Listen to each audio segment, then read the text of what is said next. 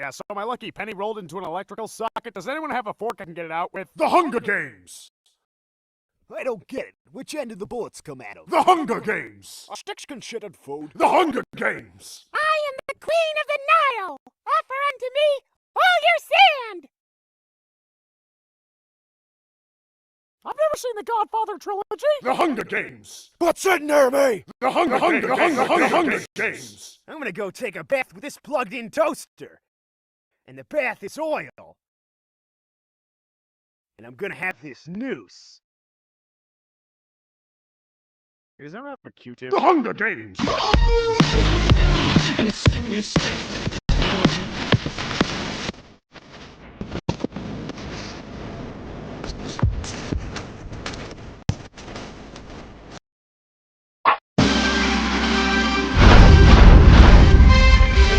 From days of long ago, created by the cosmic legends of the universe,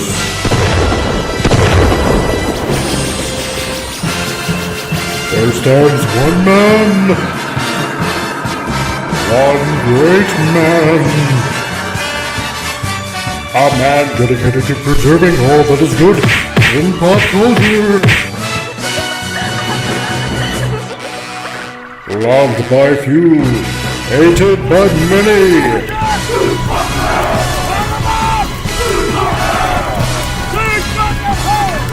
Alone in his fortress of awesomeness, he battles fearlessly against the wolf, the evil, the unjust.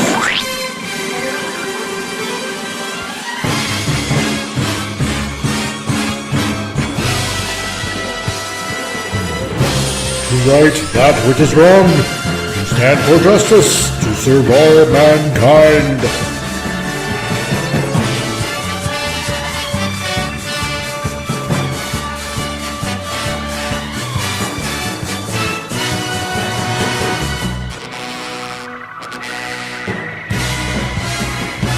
He is the one, the only, the comic relief crusader.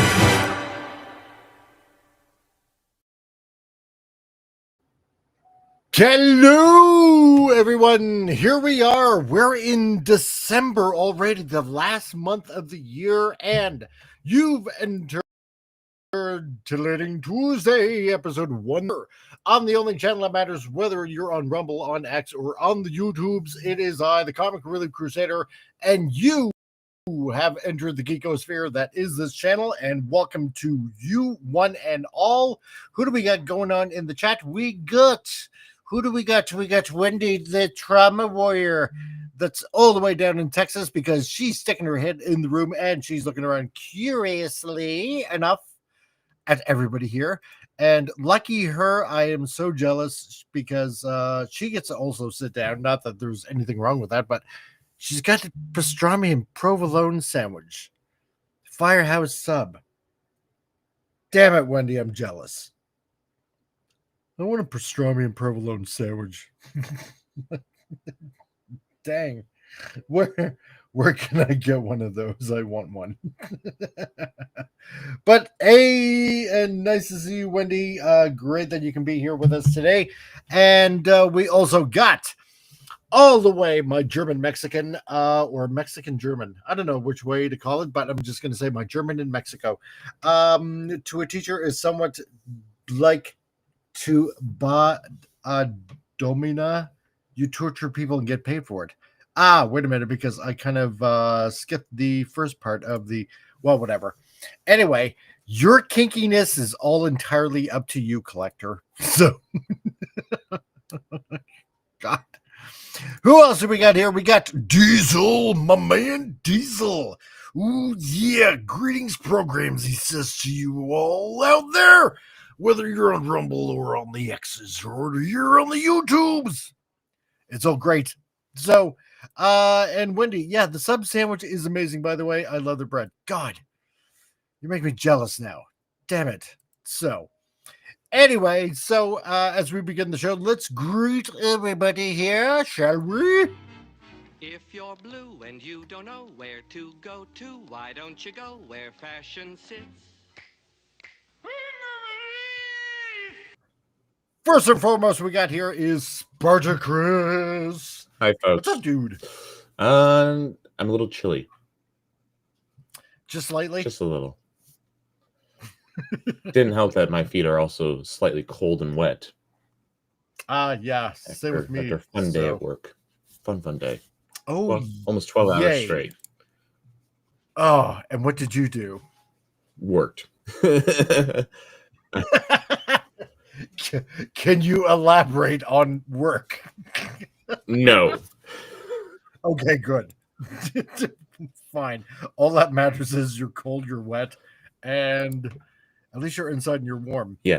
And speaking of somebody who isn't warm, all the way down south, or as I consider down south, Diesel. What's up, dude? Greetings, programs. What's going on, man? I'm Technically, though, I wouldn't really be cold unless, like, I didn't have like the blood pressure issues. But I don't know. I guess it's cool, man. But you got to understand, though, man. Like 40 degrees in Alabama is cold, man. But like, I bet you though, the summer would get you. The summer here would get you. So you take the 100-degree July and August weather, man, with like, I don't know, 99.99% humidity. And then when you get a little bit of cold, it's like, I can't complain though, man. I can't complain. I'm just like, I got cold and had to turn the heat on, man. And that was like, normally I wait till I see my breath till I turn the heat on. I will show you a new definition of pain if you come up here and visit. Oh, dude, it's like, man, I know where you're probably in the part of Canada. I remember seeing a map one time, and I think it was like on that Clerks just cartoon. Like, and it was like, and it showed a part of Canada, and it just basically had like snow and like a snow monster from like, it was like the Wampa, and it was like this. There's a reason why a majority of Canada's population lives at least like an hour away from the U.S. border. Yeah, that's pretty much it. Yeah. Yeah. Like, I know a doctor here, and he's from Canada, right? It's like the middle of January here. It was like, it was like 17 or 18 degrees out. He was wearing a button-up short sleeve shirt. I was like, yep, I can tell you from Canada. It's like, it feels great out here. Has he ever tried to offer you maid yet? Oh, not me personally, but hopefully, yeah. Oh, you mean the doctor that Diesel knows? No, he's offered me what? Maid. Oh yeah, maid. It's what we got here in Canada. So apparently, if you're if the government feels that you're too pathetic to live, then they'll offer you an out by saying, "Hey, we got a way where you can kill yourself." Oh, okay, yeah. Yeah. So like, if you ever go to the government saying, "Hey, I would like to have a wheelchair ramp placed for my house." Possibly, but have you thought about maid? Well, see, he's a doctor in Alabama. He's been here for decades. So, nah, man. Yeah, he's good. He's like one of the few people around here in rural Alabama I can have like a nice, long, intelligent conversation with. It's pretty cool. He diagnosed my ACL tear, man, before I even had an MRI. He was like, it took him about 30 seconds. Yeah, you got an ACL tear. And I've watched Steven Crowder's video of him and his friends when he went back to Canada to hang out with some friends of his, of them just trying to get blood work done, and oh dear God, it was a horror show. Just the process by which you're trying to do things. The amount of doctors he had, the amount of nurses, the doctors, they took them forever to see a doctor, and then told, "Oh yeah, don't get sick on the weekends." And then by the time that they actually got to see someone, after hours and hours and hours of waiting, they were finally approached by a nurse or a doctor. I can't remember what it was, and they said, "Hey, have you ever thought about maybe getting a private care?" Yeah, no, that'd be asking too much. So. But speaking of stupid things that go on here in Canada, like the maid program, let's get to the first segment of the show that we love to call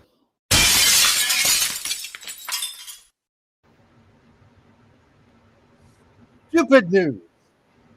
So it's all the news that goes on around the world here and that we bring to you. Let's see. What do we got today in Stupid News?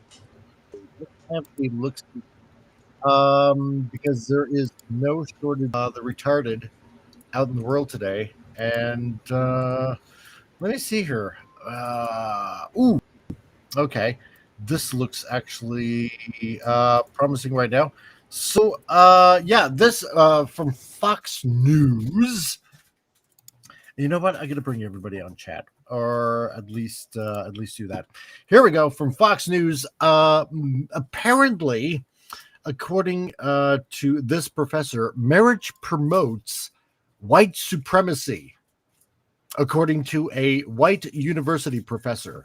And apparently she's saying marriage fundamentalism, like structural racism, is a key structuring elements of white heteropatriarchal supremacy.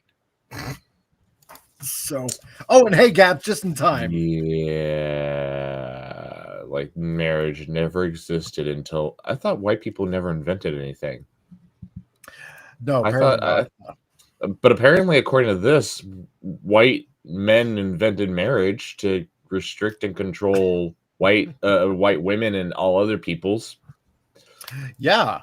So, but we also didn't invent anything. No, apparently not. So, somebody's caught with their proverbial pants down. Hey man, my mic was like on the webcam mic, so it was like garbage there for a minute. So is it better now? Oh, much better. Yeah, now it was like I was looking at it and it kept the little line around my face was making noise and acting like I was talking, but I wasn't talking. So I was like, well, that's odd. So cool. Oh, and Collector, yes. Supercalifragilistic I can't even Supercalifragilistic listing group. I thought it was Relief Crusader. Is that a word? Yeah. Yes, I was about to say supercalifragilisticexpialidocious, but no. Me too. And then I started looking closer. Like, oh no, that's not it. Gap After Dark. Apparently, yeah. This cracks me up. Covering for white people. Yeah, it does, isn't it? Though. So it's just cultural Marxism. Well, that too, yes. So, and this cracks me up. Coming from white people talking about white supremacy, right? I mean, technically, she's in a position of power, white power. Well, that being said, you guys, have you ever heard of, or do you remember the woman who wrote an entire book about? I think it was called White Fragility or whatever, and it's talking about saying that all of the insecurities she feels around minorities is how all white people feel. But that she's just expressing how she feels about it, and it's just like, wait, so you're saying that you're racist, and because you're racist, you think all white people are racist, right? Yeah, that makes no sense. Well, it's nonsense meant to insult you. You know, if you have any kind of brain, man, it's like it's just meant to insult you and to try to divide people and to try to make you think that up is down, down is up, and all this kind of stuff. Oh, yeah, it's like when they did modernism. It's just nonsense. It's just a bunch of cultural Marxist nonsense. Just like when they had, what was the black dude in California, the black face of white supremacy. It's so retarded. Eric something. Yeah. But I mean, so what are we supposed to do with like marriage now? Because apparently marriage, oh sweet marriage. Yeah, I mean, unfortunately, marriage has been taking a huge hit ever since the sexual revolution of the 1960s. Well, that's true. But I mean, so was every marriage on the planet Earth throughout the beginning of recorded history promoting white supremacy? Yeah, because white supremacy was the thing. Yeah, everything's racist, everything's sexist, everything's white supremacy. When you see nothing is, because all this stuff is just a bunch of gobbledygook, and their words don't mean anything, man. Like structural racism. It's all about this. It's all about stupid postmodern socialist deconstructionism, so they can destroy the greatest civilization to ever exist, which is Western civilization. Correct. American Western civilization at that, because European Western civilization has been shitty. They've already been nuking. They've already nuked that, man. It's like they've already. Yeah. So we have that. That's. Ooh, that'll go the way of the dodo in no time flat. Let's see, what else have we got? Did you ever see the whole thing with Franklin? Oh God, I've been watching all of that stuff today. Yeah, that was hilarious. Oh, and it's still going. It's still going. I know. That's what's been. I've seen like about 10 or 15 of these today, man. It was great. Let's see what else we got here in Super News. Oh, here we go. About growing your own food. So, because farmers are a thing and they provide copious amounts of food for the rest of us.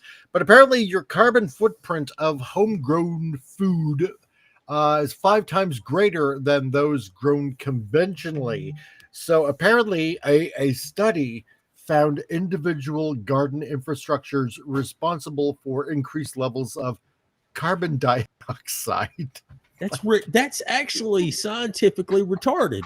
You mean the growing plants, which need carbon dioxide, and then takes that carbon dioxide and turns it into oxygen, is producing more carbon dioxide. Okay, whatever. Right. So how dare you feed yourself and become self-sufficient? You're adding everyone to used levels on Earth through plants. Go back to the 1950s. Everyone had a home garden where they got most of their fruits and vegetables from. Almost everyone, unless you lived in the city, and then even then, some places had you could have like a window with a couple of flower pots. Right. But no, this is just it's more and just. It's meant. It's idiocracy. This is meant for. It's like let's go out and water it with Gatorade while we're at it. Yeah, right. It's meant to prevent you from becoming self-sufficient and bind you to grocery stores where they have questionable food that is processed by a corporation that are increasingly taking over more and more of our production. I mean, for the love of God. Oh, yeah. We have 4 major corporations that control the meat supply of the United States of America. Yep. 3 of those are foreign. Yep. Now, unless you can find a local supplier. But well, true. Great. But on top of that, remember that little leak that came out? I believe it was like Friday, because I remember hearing this on the news about what was it, the CEO of Campbell's or whatever it was, saying that but basically I don't care what's in these Campbell soup cans. It's just it's food for poor people, like. And then you look at the label and it's like what was it, like bioengineered meat? Well, I mean, it was an executive of Campbell's, and he was calling it out, and they forced him to quit. Yeah, they did. Oh yeah, and apparently here in Canada, they've been doing it for quite a few months apparently, and they hadn't bothered to tell anybody about it. So, but that's okay.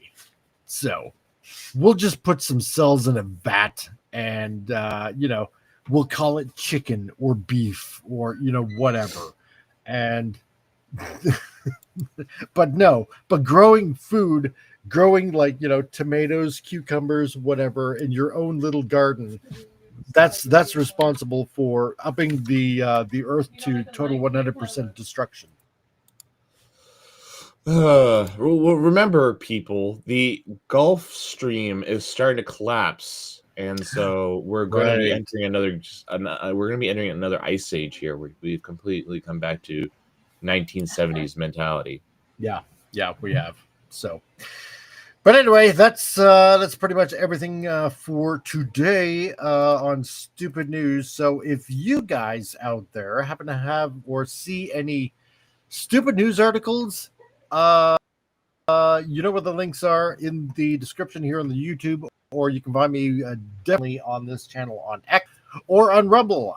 Shoot me in line and say, hey, here's an article I've seen. Would this make it in for Stupid News? Because I love to include anything that you guys find out there, because exposing the idiocracy of today's society is paramount, because now we find out who the mouth breathers are. So anyway, so on today's show, we're going to be talking about if, in fact, the MCU is definitely over, or we can dive into the He-Man movie that is still scheduled to come out, and apparently certain red flags that have been popping up about this movie. So, Diesel, which one would you like to probably do first, the MCU or He-Man? He-Man, I know nothing of it. Not much of it anyway, so like it'd be cool to figure it out. It can't be any worse than the one where they went to Kentucky Fried Chicken or something, with Dolph Lundgren. That was I will admit, I just watched that a couple months ago for the first time, and I rather prefer that over what we got with Kevin Smith. Oh, yeah, true. What a waste of good animation. That was some beautiful animation, man. Yeah. I haven't even watched the third segment, the third part of that whole Masters of the Universe. I can't bring myself to watch it. I couldn't bring myself to watch any of it. I just saw the trailer and I thought it was really stupid where the what's her face, the Tila, ended up in the He-Man heaven, and then she berates Prince Adam for dying. Yes, I know, right? Yeah, I heard people talking about it, and then I had heard the rumors about it going like, and I'm just like, yeah, I bet I'm sure this is exactly what it's gonna be, and then it was, and everybody was surprised, and I was like, I figured it was, man, but like, it's gonna morph into McTransformers' Gap After Dark. My God. And friggin' Kevin Smith, man, that was the end of Kevin Smith, man. Like, totally. He's done. He either sold his soul or he was pretending so that he could get attention. Yep, he is done. Yeah, like he used to be. I used to listen to like his streams, his live streams and stuff, which were hilarious. But he lost all. I tell you when I knew. Well, the first thing I saw him when I knew it was going to be bad was like he did some little promotion for the RoboSyn Optimus Prime, and he was pretending like he liked Transformers, and I'm like, this dude doesn't know anything about Transformers. I was like, what? This is fake. No, he doesn't. He doesn't know anything. He's like my older brother's generation. He didn't give a damn about Transformers. So it was like, as soon as I saw that, I was like, yeah, he's fake, man. I was like, this Masters of the Universe stuff's gonna be crap. And then I heard the rumors, and I was like, yep. So this here, Nicholas Gildzine, the guy that's actually, he's buffed up quite a bit since we started reporting this like last year. He's done actually quite well. Apparently, Nicholas raises more He-Man red flags, to which he's referring to as, human, humorous, and modern. Oh boy. Well, that can get something really quick by just adding the terminology modern. Exactly. So back last year, when let's see, when Appion, myself, Pop Culture Republic, Tom, when we started talking about this movie, like we read the synopsis, and basically it was like Prince Adam is hidden away on Earth for, I don't know, years or something like that, hidden away with, the sword of power. And, and he grows up as a teenager, like going to school on Earth. and then he finds out who he truly is, and then off to Eternia, and this is just gonna end up as another bag of crap movie. I'm thinking, yeah, exactly, Gap. This movie's gonna be DOA. This is what I'm afraid of. It's yeah. And he also wants to know, Diesel, do you know the rules of the road? Yeah. I'm thinking he probably does. Especially when going through KFC. Oh, yeah. You're talking, we're talking about freaking Jay and Silent Bob Strike Back. Yeah. with Carrie Fisher. What's going on with this? Okay. Yes. I'm happy I never wasted my time with those movies. Oh, they were so I know. And then that little animated Clerks cartoon was hilarious, dude. Yeah. He used to be funny, but not anymore. It's just sad. Nope. Considering how he has to cry and everything. So Nicholas Giltzine is once again talking about Masters of the Universe. See, you notice that they don't say He-Man and the Masters of the Universe. It's Masters of the Universe, right? So, and his latest comments are raising even more questions about the direction of the film. So what is going on is, after a recent screening reports claiming the movie leans heavily into comedy, wrong move.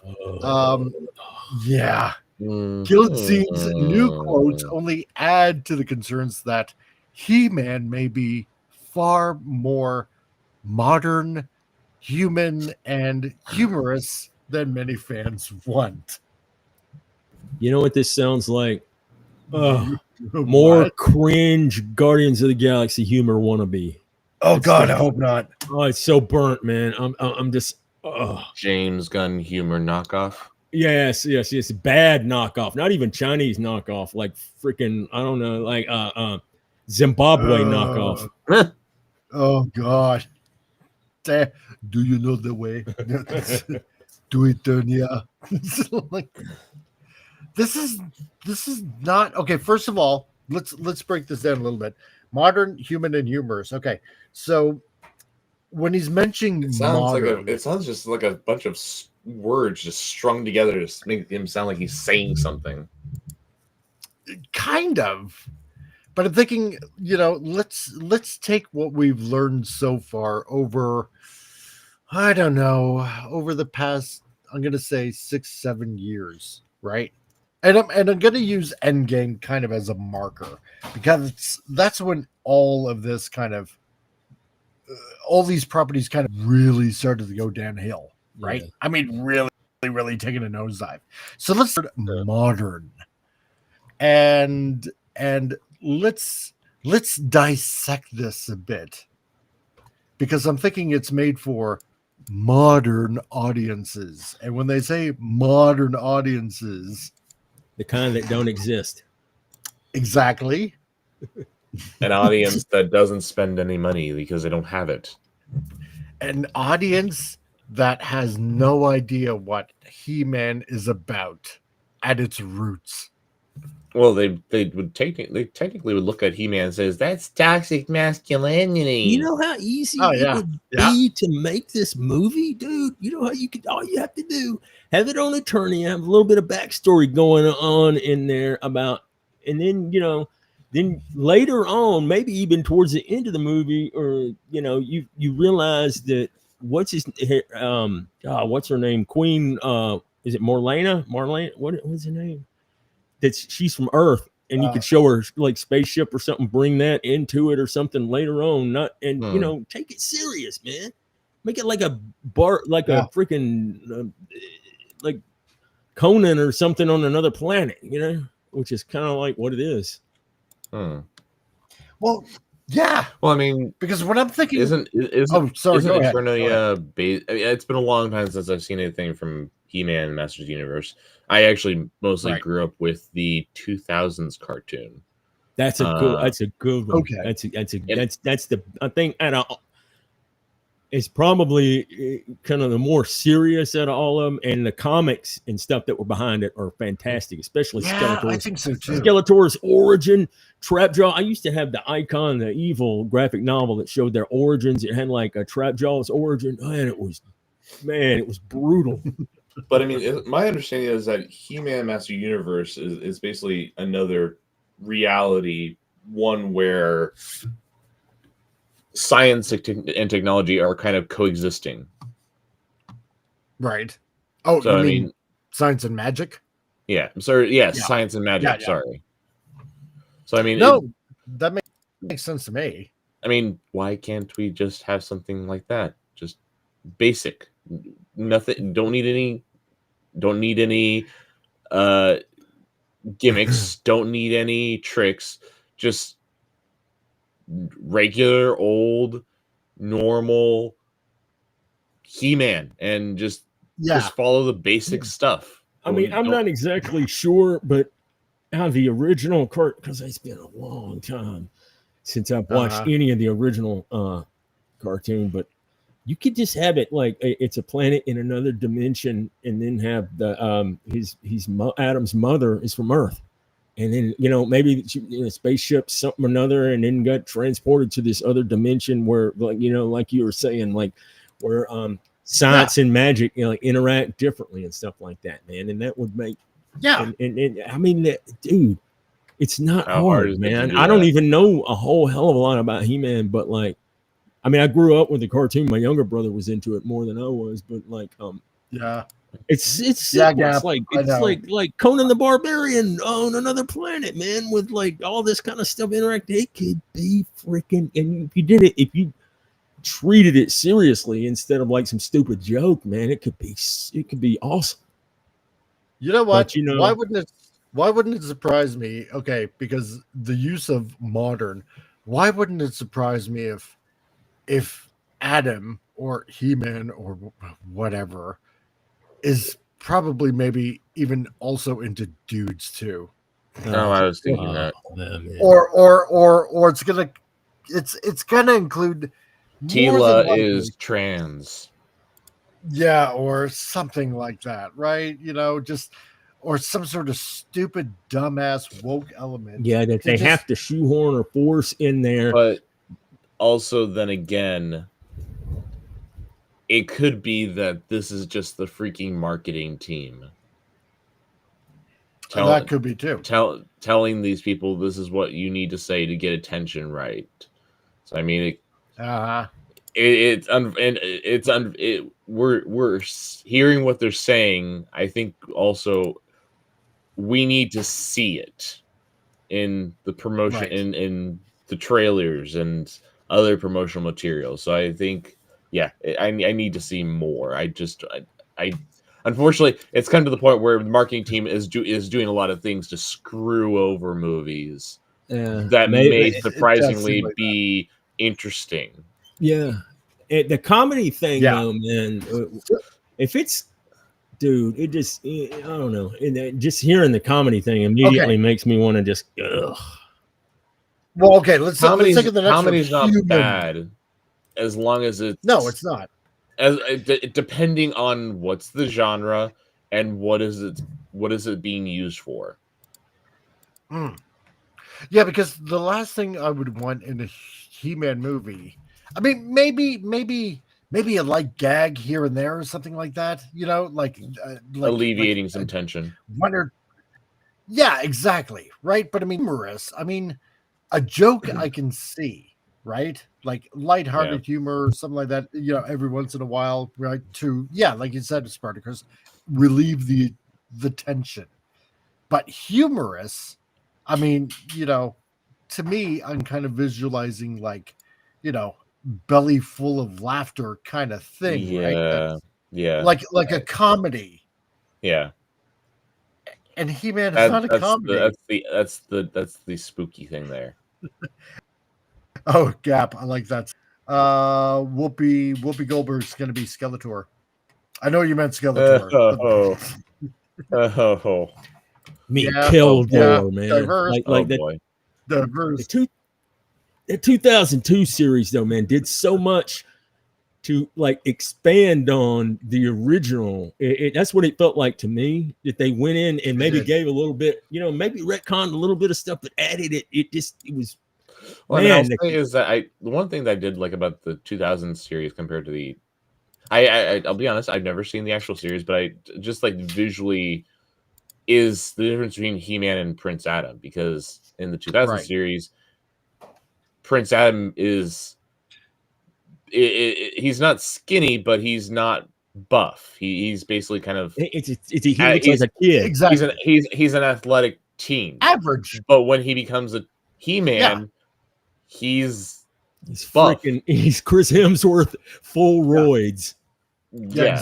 And he does not have a Sailor Moon transformation scene.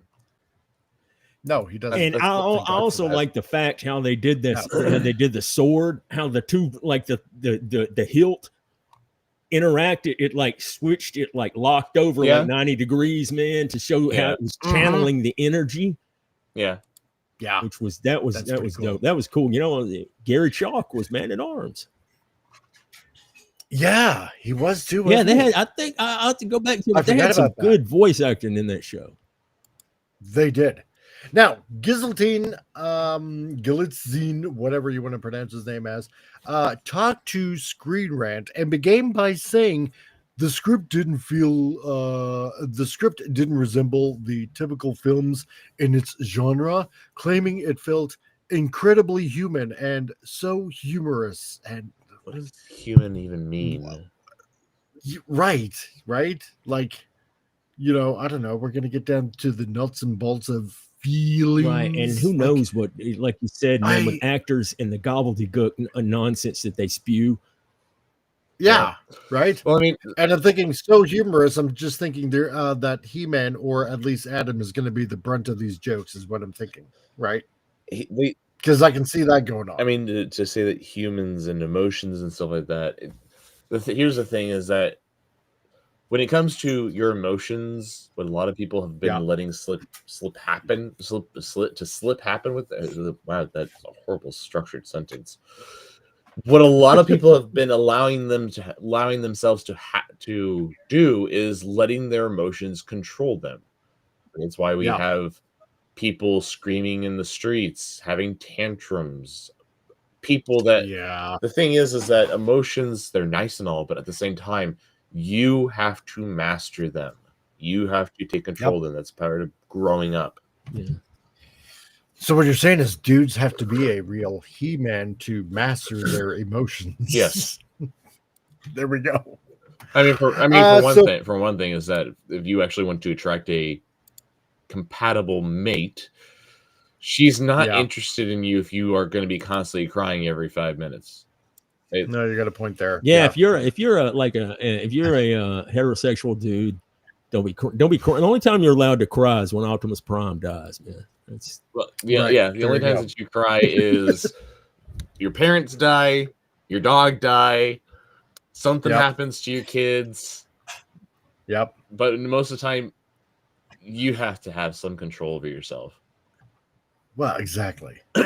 So, for a franchise defined by mythic scale, high fantasy, and iconic character archetypes, hearing the lead actor emphasize about those elements continues the pattern fans have been worried about, and especially what we've been talking about on and off for about a year now about this movie, because we had high hopes, but we kind of called it as soon as we kind of figured it out that more than likely this movie is just going to be turning to crap, and it looks like there's a possibility that it might.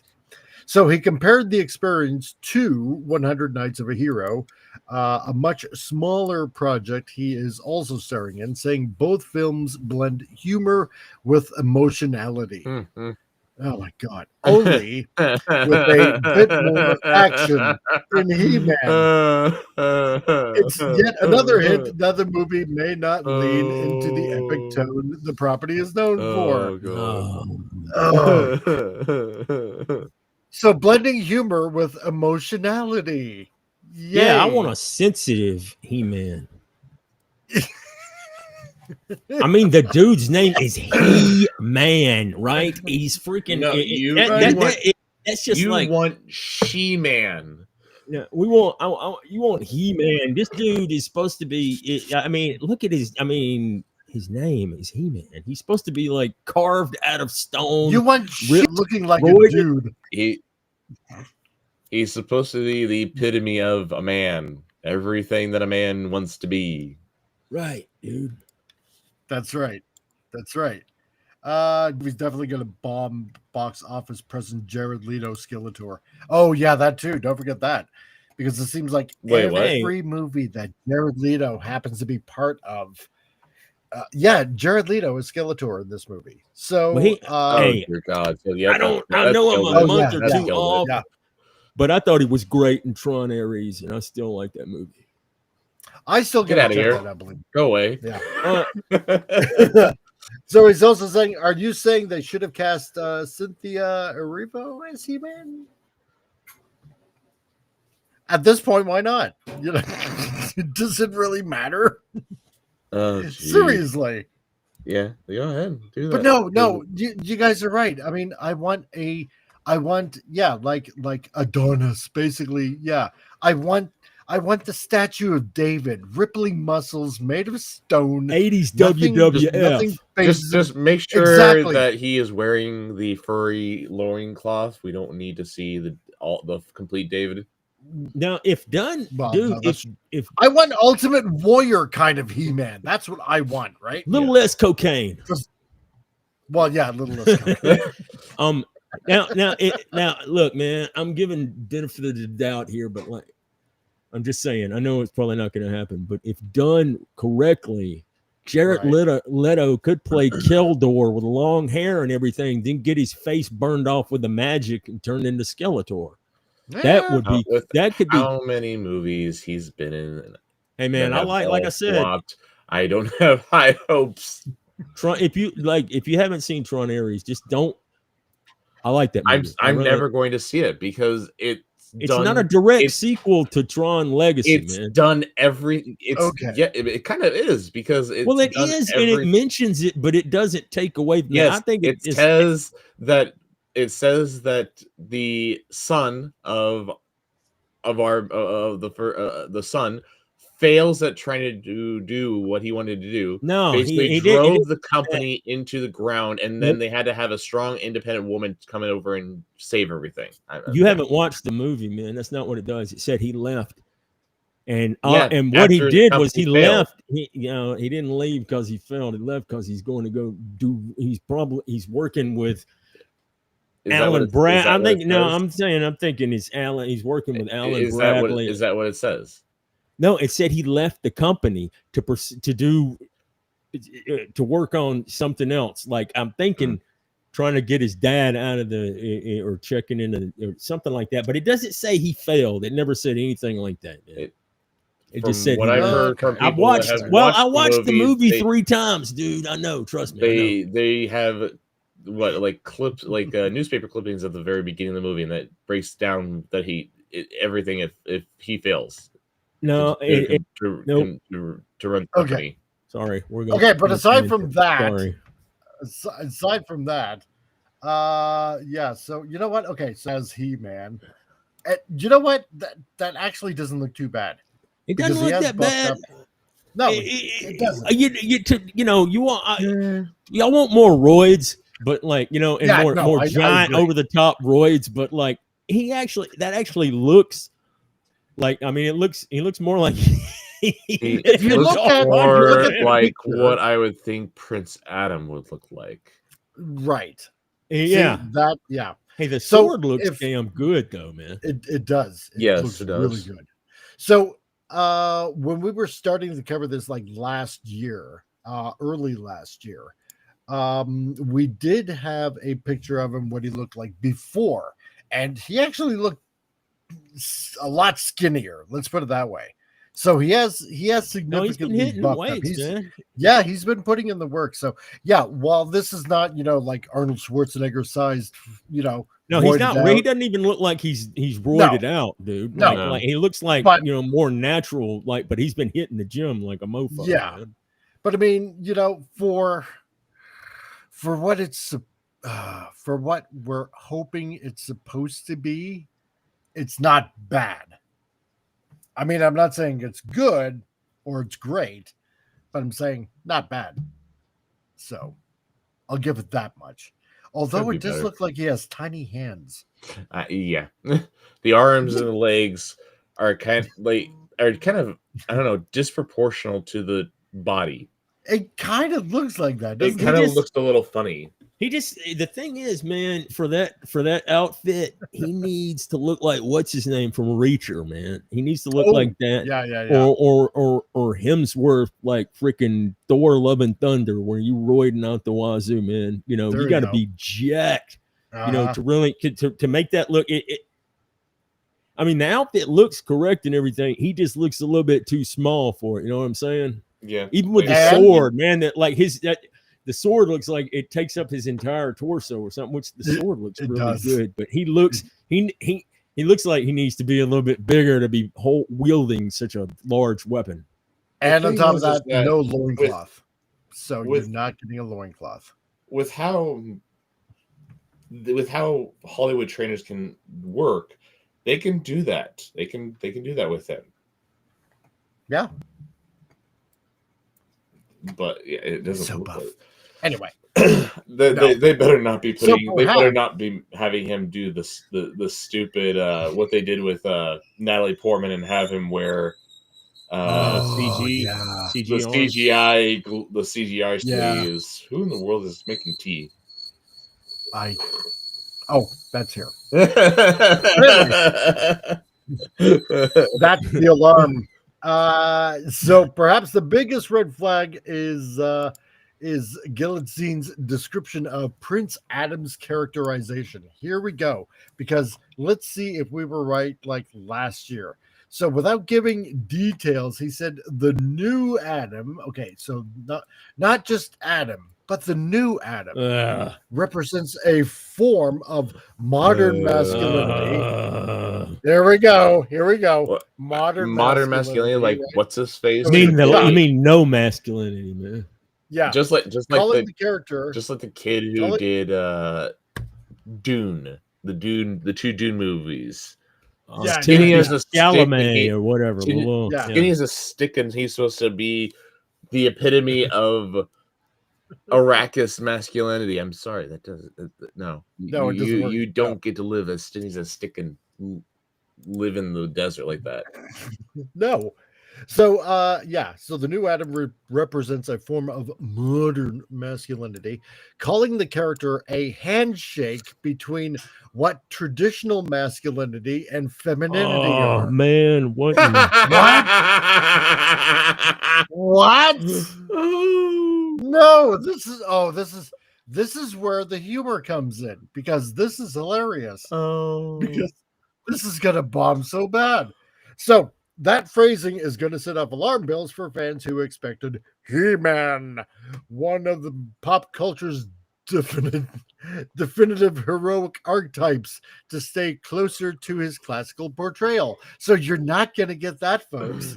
So the idea of redefining Adam for a modern audience, see, and that's why I wanted to look at the word modern first, right? For modern audiences is exactly the kind of Hollywood framing that has worried fans of this adaptation from the start. And this is what we called it about a year ago.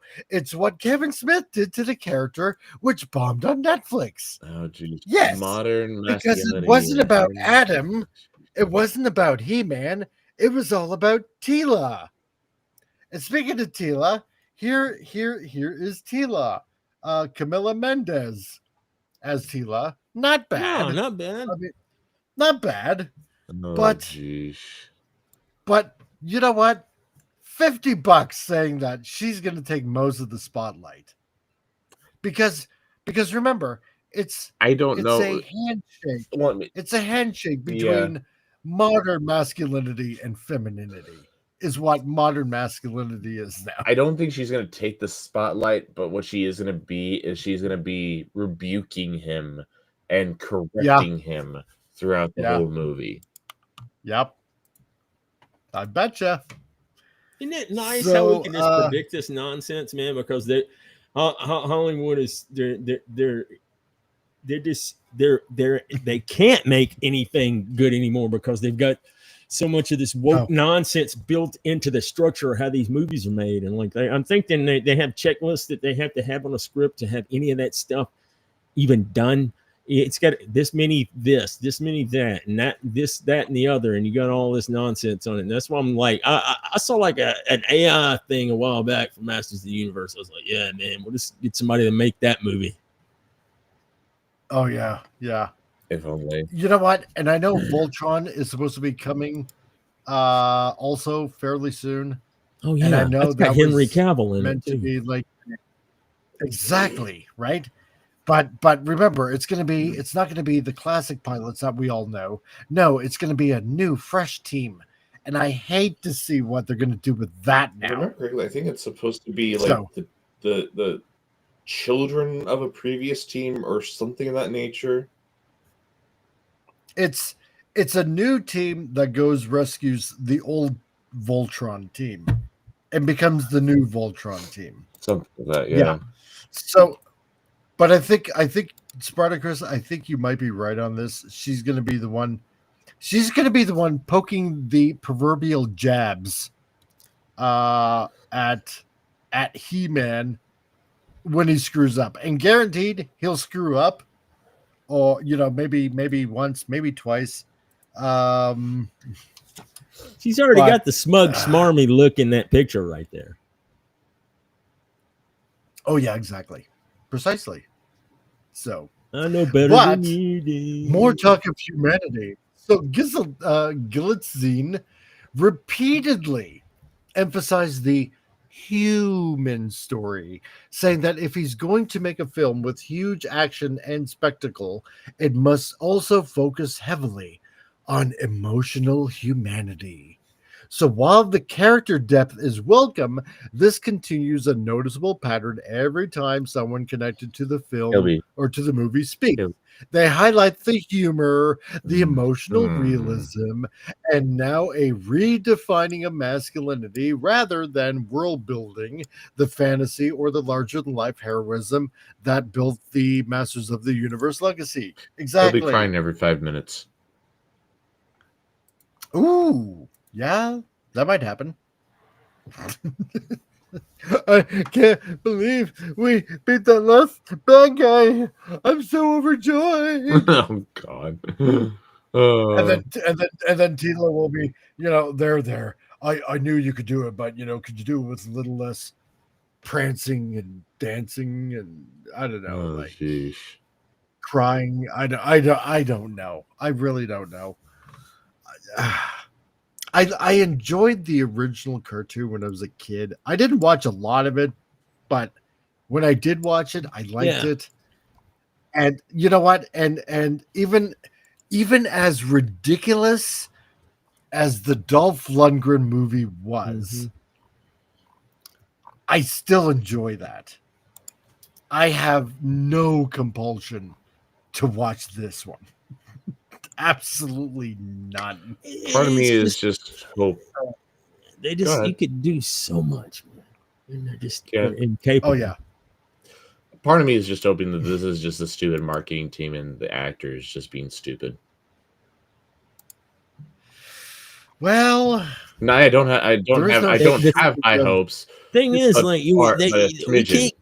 we can't give them the benefit of the doubt. They have not earned no, that's that. What I said. Anything. I need to see more. I need to see. Show me a trailer. Yeah, but even then, trailers can be extremely misleading. Oh, they can. Well, then again, unless the editing is done very poorly, But the animated Masters of the Universe, Kevin Smith nonsense. That one teaser that came out with, man, looked dope.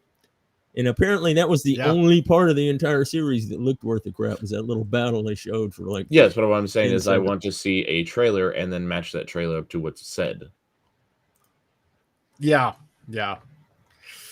Unless they're really sneaky with their editing. Oh, definitely. They can be.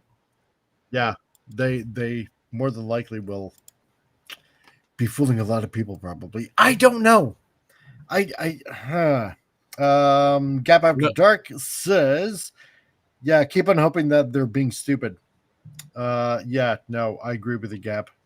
Always count on stupid. Always. So I'm thinking in this day and age, It's so sad. is it really gonna fly? Is gonna be enough people out there? How should I put it? To put it another way, is the return of, like the big buff guy, strong guy, like what we had in the 80s, right? Is that even relevant anymore? I don't know. Has that gone the way of the dinosaur kind of thing? Not with Hollywood. Not with There's Hollywood. a little bit in there, man. That Reacher show, with that dude in there. Although everything that he says, like on social media and stuff, he's a freaking idiot. But at least that show is pretty, for what it is. But that's about the only thing I can think of, dude. That's the only, there are no. Yeah. Well, there's some things. Well, between the recent test screening reports describing a very comedic tone and Gillizin's new comments, the direction of Masters of the Universe is becoming clearer. Travis Knight's film, and usually Travis Knight Travis Knight, the dude who did Bumblebee. Okay. Yeah. His film may not be aiming for the epic mythic adaptation fans expected, because they take place between Earth and and Eternia, and they're filmed on the streets of London. So Yahoo! And instead, all signs point to a lighter, more self-aware, modernized, reflective one that focuses on humor and emotional grounding, rather than the sweeping fantasy He-Man fans have been waiting for decades to see done right. Well, wait a few more decades, everybody, because I don't think it's going to be happening soon. So now, if true, the studio may have a crowd-pleasing family adventure on their hands, but it may also risk alienating the core fan base that kept the popularity alive for 40 years. Now, this is scheduled to hit theaters June 5th next year. So if anything, a trailer might be showing up probably later on this month. I'm guessing. It's just a guess. I haven't the faintest idea. But if anything, they're going to start to tease summer movies probably right around this time. So, but I don't know. We'll see. We'll see if this is going to be a hit or a miss. So I don't know.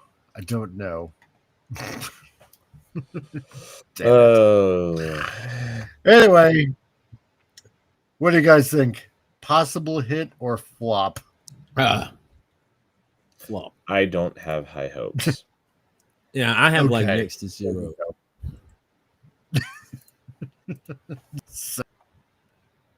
So a 1 or -1. Both are like next to 0. 0.5. Yeah, 0.5 for the sword. Yeah, definitely. Because that looks spot on, I will say. Well, anyway, seeing how we much at the top of the hour, usually we do a commercial, but lately we're reminiscent thoughts from Rancor Steve. Is your thought from the throne from Rancor Steve?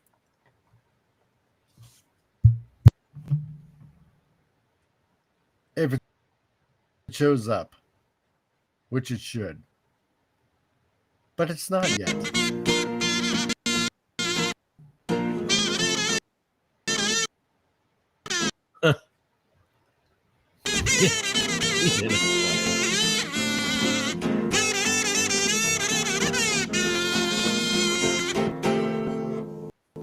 that.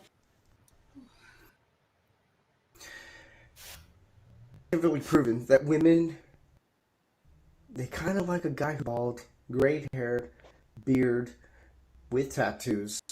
Because it shows wisdom. Right? Wisdom. Every guy needs that. Also, in a truck, it doesn't matter. You could have a Tundra, you could have a Dodge Ram, you could have a Ford Ranger or an F-150. Whatever. Pick your poison. Women love it. It means you can carry shit. It's also been proven that if you try to save anything, any old scientific, Star Wars or Star Trek, you're gay. That's my thought.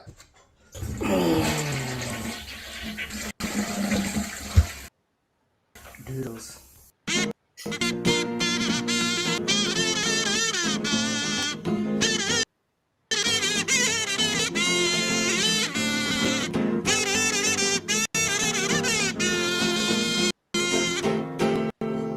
I love that. And there you go. There's your thoughts from the throne from Rancor Steve. Like the thumbnail with his head out in the toilet. Such an interesting assortment of wisdom. It is. Yes, it is. That's our Rancor Steve. So, let's see. And yeah, you know what, Collector? I kind of agree with you. He says, I'm so afraid about this movie. Masters of the Universe is my childhood. No, you know what, dude? I get it. I totally 100%. It's it's like with us and Transformers. Most of us fans, we feel your pain. We do. Yes, we do. We honestly do. Yeah. Considering especially the last movie that came out. Oh god, that was completely I know. Trust me. So mad too. They wasted Peter Cullen again. They did. They really did. And he's only got so many years left. I know, right? And then they made Optimus Prime like a jerk. Yeah. And all the I'm like, this is it is. Yeah. Michael Bay might be back and he'll set everything straight. Hooray. I'm just waiting for the Skybound animated series. That could be good. That I totally agree with you. So, next news that we got up here, because, ooh, yay. Remember, this is coming up next year. The MCU, is it over? Don't know. But apparently, Avengers Doomsday, not a problem. Avengers Doomsday promo starts with testosterone. So I kind of sense a man-sized kind of theme to this show because it was not intentionally done. I'm just covering the news, but we got He-Man, and now we're going to very first person on that pictures. I know. Damn it. Damn it. Hollywood, freaking you guys gotta learn. He's not gonna be a thing, no matter how many dicks he sucks from you. He's not gonna be a thing. He's not. He's just not. Stop making him a thing. Just because he was good in Mandalorian does not mean he's going to be good at everything. Stop it.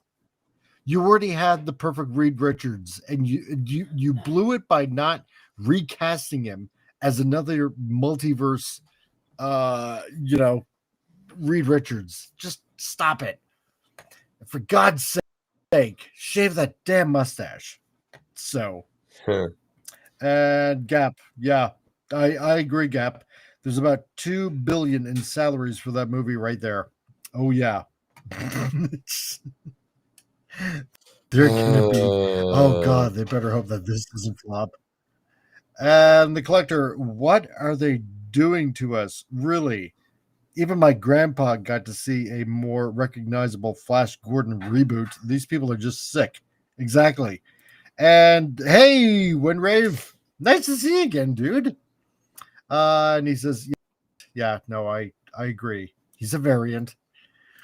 Damn, Reed Richards, Pedro Pascal, freaking mustache. God, I hate that. I hate it with a passion. And apparently in his, he didn't have to shave it. I got this actually from a very reliable source, like totally 100% reliable source, that he absolutely refused to shave his mustache, and it was in his contract that he didn't have to shave his mustache. As much as the cast around him for shooting that movie wanted him to shave, no, he wouldn't do it. He would. Clowns that talk to you from the sewer is not a reliable source. Well, that's true. So, but clowns, you talk to me. My clowns have reliable sources. Well, especially one of them. So here we go. So Marvel promoted Avengers Doomsday in an event in Italy, and fans immediately zeroed in on the lineup displayed on the screen. So the cast board is stacked with familiar names, but what caught everyone's attention is who isn't there. And oh boy, I can't wait to see who isn't there, because I know one for sure, and that's Simu Liu, the guy that's racist and supports pedophilia and unfortunately Canadian, and he's a douchebag. He's ugly. He is ugly according to the Chinese people. Yeah, apparently so. And I'm okay with that. So the image features a heavy male presence. I mean, not that really should make a difference. It's all about the storyline and acting, and not including, certain things that we were talking about in the previous He-Man article, and raising questions online about whether Marvel is quietly shifting away from the MCU era critics accused the studio of embracing over the last few years. Well, here's hoping, but the collector, when a mustache is all you can cling on to. My God. Oh, jeez. Yes. It's the mustache that actually does the acting, not Pedro Pascal. It's the mustache that's actually sentient. Doesn't matter how big the mustache is, man. The ladies are not going to want to ride it. Yeah. And Winrave, Buddy Winrave. If Carol isn't in this, then this could be watchable. No, she is presently off to play Rosalina in the Mario movie. Yeah, so she's been very quietly let go, very, very quietly.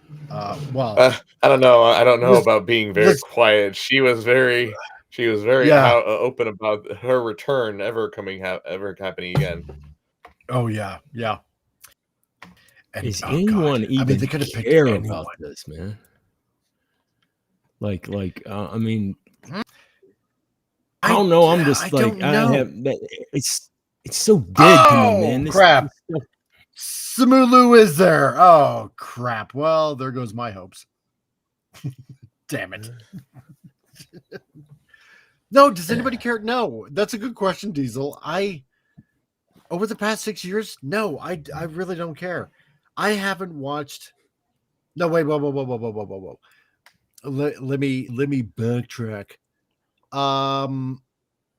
I think I only watched in the theater Guardians of the Galaxy Volume 3. I think that was it. Oh, no, that was pretty much it. Oh, and Deadpool and Wolverine. So I watched Spider-Man No Way Home, but that was more. Oh yeah. I didn't even consider that like a Marvel movie, except for like the cringe part at the beginning. Yeah. With but that was pretty good. But I haven't watched anything else. I did watch Deadpool and Wolverine, and then Sailing the High Seas, but none of the other stuff. I just don't care. I watched the last Marvel movie I watched was Oh dear Lord! Now my mind forgets what it's called. The New Avengers. Oh, Thunderbolts. Yes, Thunderbolts, and it was that okay. wasn't too bad. Yeah, it was all right. It was okay, and it's better. It wasn't Disney, the greatest, but Marvel slop. It wasn't crappy. Yeah, that's a good way of putting it. It was just somewhat passable, yes. Yeah, right. Just it didn't barely scraping by. No, exactly. But instead of giving you indigestion, it made you had to sit on the toilet for about 5 hours. Well, yeah, that's true. Like, yeah. The collector says, I was fine as long as Mexico only got associated with to El Chapo.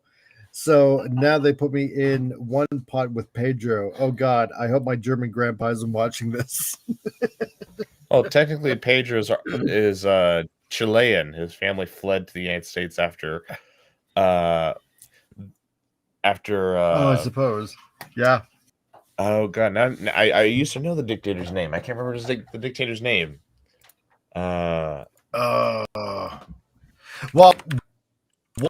while you're mulling over that, let's see, who did we got so far? So, obviously, we got Mr. Mustache Man, Pinochet. So Mr. Yeah, okay, there we go. So we got Vanessa who took commies up in the helicopter and take the commies out for the helicopter ride. Yeah, Che Guevara. No, Pinochet. Oh, Pinochet. Yeah, I wish he would have taken Guevara out there. Well, yeah, that'd be nice. So we got Thor, Chris Hemsworth, Paul Rudd. So Ant-Man's going to be back. Who else do we got? I can't quite make out who that is, but Florence Pugh, Patrick Stewart, Rebecca Roman. So old Mystique. So I'm happy with that. We got the poor excuse for Johnny Storm. I don't know, some Arab-looking guy. I can't quite make it out who that is. Loki's back, so we got Hawk or Falcon. Sorry, Captain Token. Yeah, Captain Token. There we go. Oh, that's a good name. I like that one. So, yeah, we got a bunch of others. So, unfortunately, yeah, it looks like Simu is in there, and I hope his character gets eliminated. Kelsey Grammer. That's interesting. I like that. They're just trying to pull some stuff from the Fox X-Men. Yeah. Oh, yeah, that's right, because he's Beast. I forget about that. Yeah. And in that, what's his name over there, too? Magneto? Ian McKellen? Yeah. Looks like he's in it, so I'm okay with that. James Marquise. Oh, Sebastian Stan. Right, dude. Yes. Thank you, Winrave. Appreciate that. Mentioning Peter, it's Christmas time. Did anyone tossed some dwarves lately? Says the collector. No, not yet. I'm working on that. So, but anyway, so the fans allegedly are pointing out the lack of female heroes. Somehow, that depends on what you mean by fans. So, the promo art includes Rebecca Ferguson, Vanessa Kirby. First question is, what is the color of their hair? Is it natural or is it artificial? Does it look like fruit colored hair? You know, blues, reds, oranges, yellow, many colors of fruit, maybe even green, I suppose. If the answer is yes, not a fan. Not a real fan. So we got Rebecca Ferguson, Vanessa Kirby, Florence Pugh, Latina Wright. I have the faintest idea who that is, but whatever. And Hannah John Common. But the ratio heavily favors male characters. So that sparked discussion across social media with fans wondering if Marvel is overcorrecting after years of being criticized for pushing female-led projects that didn't land with audiences. Well, it's not that we're not opposed to female superheroes. It's not that. We just like them to be good. Yeah, exactly. We appreciate good writing. Dare I say that out loud? But I did. So, we just don't like shitty girl boss writing Mary Sue bullcrap. Yeah, I know, man. You know? Unless you are into dominatrixes, which keep that behind closed doors. Yeah, exactly. That's a character that you would find currently on One Punch Man. So, part of the Monster Guild. That kind of thing. And not a hero. Although awfully titillating. Anyway, no, because I'm sure you guys have said before, like we've said before on this channel, there's been tons of female action heroes that we totally like, that we totally love, right? And I don't know how many times we've all said it, we gave examples like Ripley from Alien. Aliens is my favorite movie of all time. Exactly. Or we got Sarah Connor from Terminator. Yeah. Oh, but also on a side note, glad to see Linda Hamilton in freaking the last Stranger Things. I watched the first two. Yeah, that was kind of surprising. That's cool. It? Yeah. Okay. So yeah, it was actually quite surprising. Unfortunately, I know everybody gets older. That's obvious, but I just kind of blurted out when I actually saw her in Stranger Things season 5. I'm like, wow, she looks old. That's what smoking will do for you, man. That's what Hollywood will do to you as well. Well, that's true. She's been chain smoking, man. Sucks the life out of you. Exactly. Slayer Lord J. Buddy, all the way from Singapore. How's it going, dude? And then you have, prior to the Disney Star Wars movies, you had Princess Leia. And Princess Leia was able to retain her femininity and be a strong woman. Yeah. I mean, there was nothing wrong with Princess Leia. No, she kicked Jabba the Hutt's ass. Exactly. Yeah. I'm telling you, man. That metal bikini back in the day. Yeah, boy. That's right. Many a boy's fantasy. Yep, 1983. Yeah.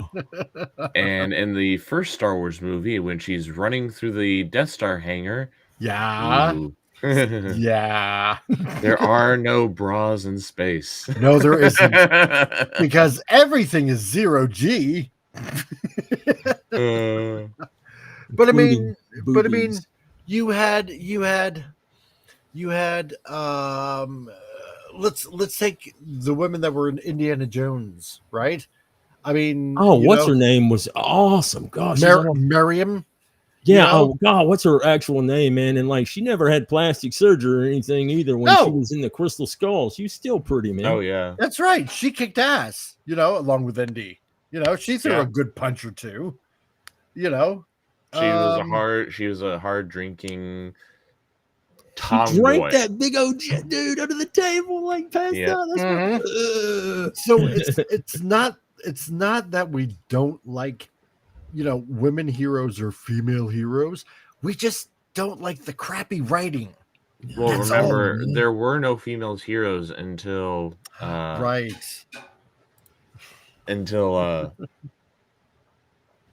what's her face? Now her name slips on mine. God, I know, right? Winrave, you're right. Yeah, Leia was sass from the beginning. Jennifer Lawrence. Jennifer Lawrence. Jennifer Lawrence. And the collector, says, Winrave, I like that. Collector says, for God's sake, I always loved me a good female hero. It's not about male or female, black or white. It's about a relatable story with a message apart from make it gay. Exactly. Yeah, we don't need to hear that either. But yeah, relatable, Well, even everything has to be girl boss, boy boss. even gay characters can be properly written. I mean, we Karen Allen. Yeah, there we go. Yeah, I mean, it's just that they do the laziest things. Yeah. Actually, I'll tell you a character that I thought was awesome was only in the first season of Umbrella Academy. That one dude that played Klaus was hilarious, man. Like he was like the drug addict madman. He was like at one point, like somebody opened a closet, he just fell out of a closet.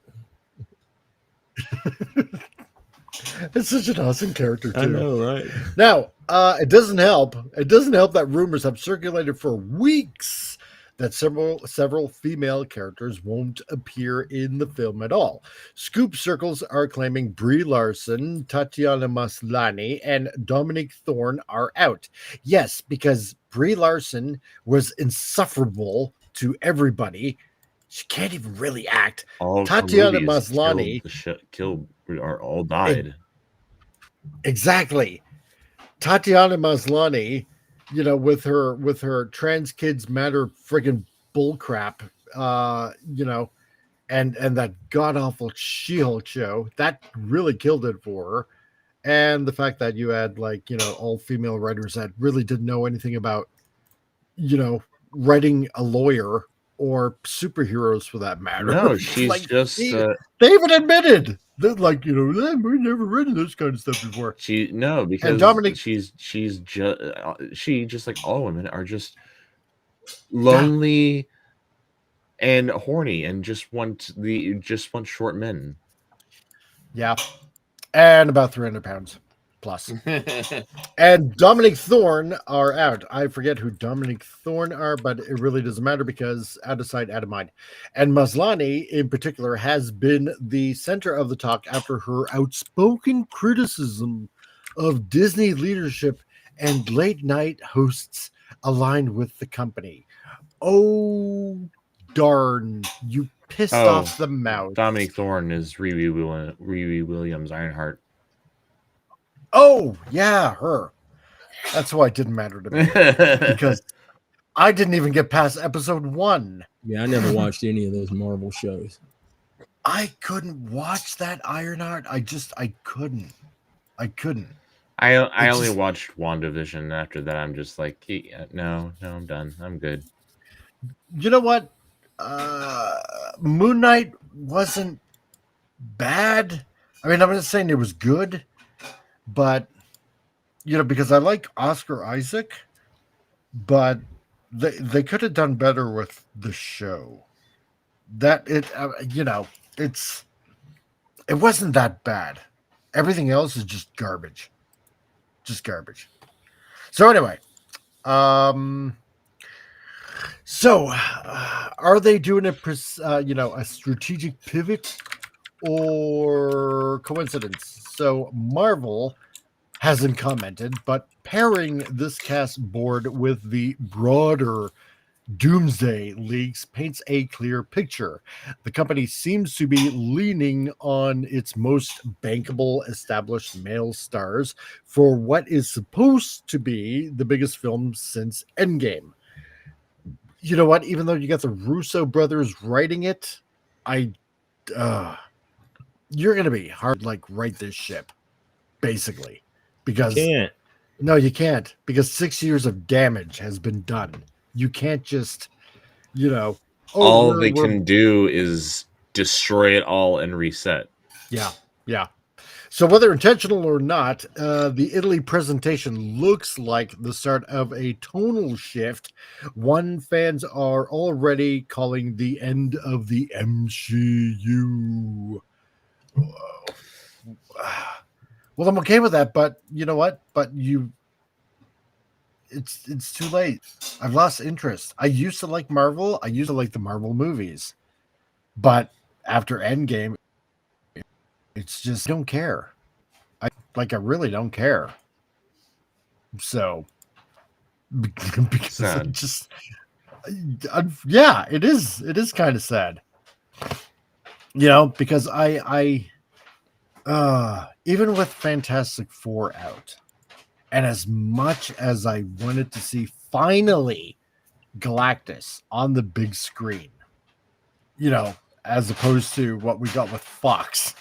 So Space Cloud Galactus. I didn't even really want to go watch it.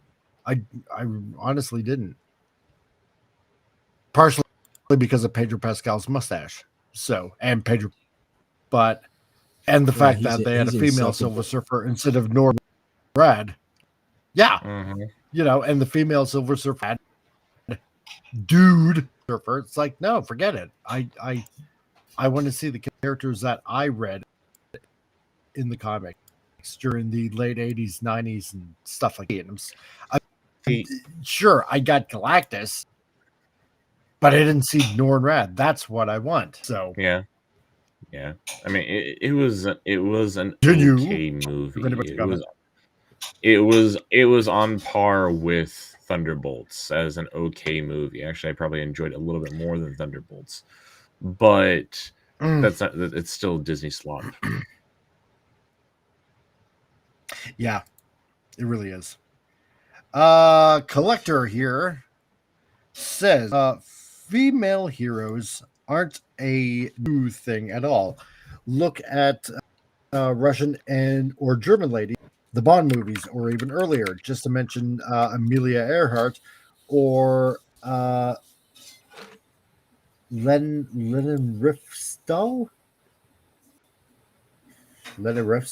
I don't know who that last person is, but no, you're right, Collector. You're totally 100% right. Yeah, you look at the Bond girls, the Bond ladies, or real women as like Amelia Earhart and a lot of others. You know, there are tons of good examples where you can take that sense of heroism or that sense of adventure. But the problem is these writers, see, the one thing that I found out from a few people is that Hollywood has gotten rid of a lot of the old writers that actually had life experience, right? Like total 100% life experience, gone out, done stuff, you know, so they knew how to write about it, and hired younger writers with less life experience, you know, except in the vein of, you know, social justice crap. And they don't know how to write. They can only make up, you know, those life experiences that the older writers used to have. And that's the problem. That's a huge problem. So Collector also says, I look at the Avengers, I have to sell every day, all vintage, good old times, but you know what? I won't buy them either at this stage. Yeah, no, I won't buy them either at this stage. No, exactly. I would, when it comes to the comics, I would rather just get, you know, just the old stuff, you know, where writers actually knew how to write a good story, not any of this new slop, because it seems like every half a year or something like that, there's a new number one coming, and if the writing is still, excuse the language, but it's dog shit. Yeah, it is. Yeah. I haven't bought a Marvel comic in forever, like at least 20 years. You know, past issues do not count. I'm talking like any of the new stuff. Yeah. So you know something though, man, from what I understand, and granted, you know how biased I am. No, the Skybound stuff is the best selling new comics that there is, man. It is because it's so good. The whole everything, Void Rivals, G.I. Joe, Transformers, all of it. It's great. And don't forget the how the Ripperverse going. Yeah, that's right.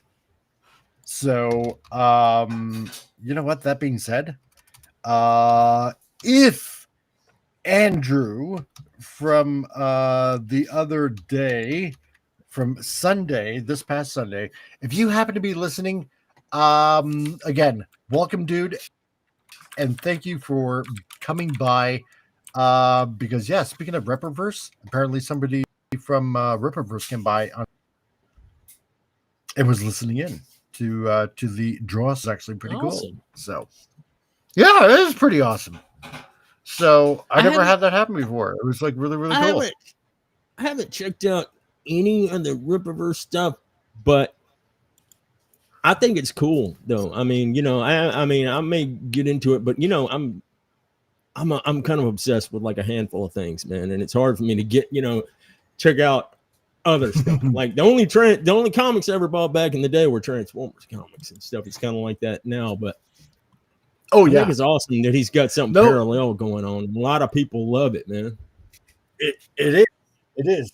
I know, and I love the fact that they're totally. You know what? Because they don't give two craps about, you know, what's going on with the whole comic skate thing and the Ethan. Yeah, me either, dude. And all that kind of crap, which is great. Just ignore them. And yeah, Ripperverse is 3PO's Amber Critic Chronicles Green. Because the blue one he did it properly through himself. And I still actually get to read that. I feel actually bad because he sent that to me as a thank you, and I haven't even read it yet. I know, right? I feel bad about that. Because I know it was a total gift from him. Yeah. Oh, I know. I got Jason. I bought Jason Sandberg's Jupiter issue 1 comic. I forgot about that. How was that? That is, dude, it's one of the most unique things I have. Uncharacterizable. I believe that's what somebody described it as, and they're absolutely right, man. It's got Jack Kirby influence from some of the art and stuff like that. And there's a whole section that's like a nod to Jack Kirby, but it's like layers inside of layers inside of layers. It's really good. It is so Kirby-esque. I love it. I should pick that up too. There's a whole it's like stuff. It starts out and then there's things inside of this, inside of this, and the Kirby section is like a layer inside of this other thing that's going on, man. I told him, I said, this is the most unique thing I have ever read in my life. It is cool. I don't even know how your brain begins to work coming up with this. It's so cool. I'm going to have to check that out. And Collector, you know what? He says, yeah, you're catching the attention among the right people and righteously so. I hope so. I really honestly hope so. Like, I mean, let's put it this way. I'm trying to, like I said, that's why I do the huge circle, draw stream on Sundays, because I do want to get better at what I'm doing, and I want to promote people that have put their own material out, like Vaughn with Phenomenova.